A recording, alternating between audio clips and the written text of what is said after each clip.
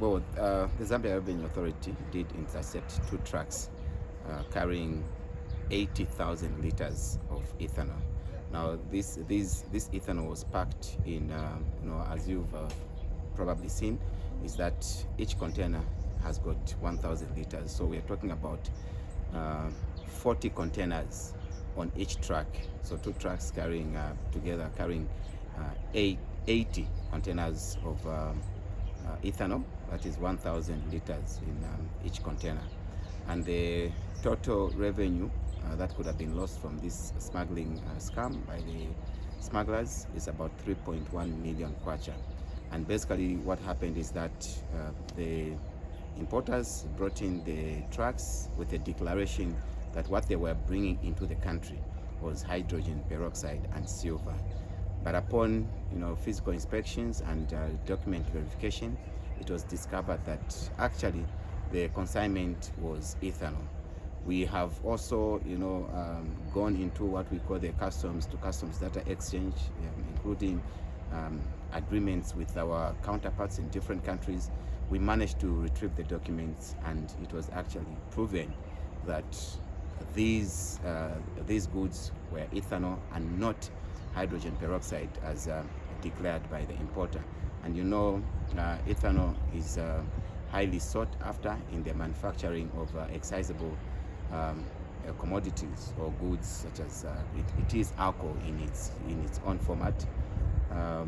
We can make the commonly known as tujili alcohol and other excisable products such as the sanitizers and many other excisable goods. So it is highly sought after. So the goods here that we're talking about, or the ethanol that we're talking about, in its percentage, we're looking at 96.4% ethanol when we look at the documents that were sent to us. So the importer did not only change the identity or the classification of the goods from ethanol to hydrogen peroxide, but they also changed the documentation of the goods. So many other offenses were committed in this smuggling scam. But what is very important is to remind our taxpayers to ensure that they pay their fair share of taxes.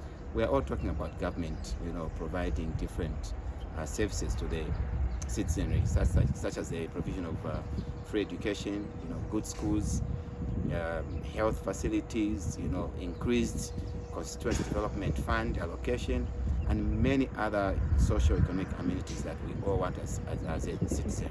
And we need to remind ourselves that government can only do that if we all pay the correct taxes or duties at the time that we are conducting business.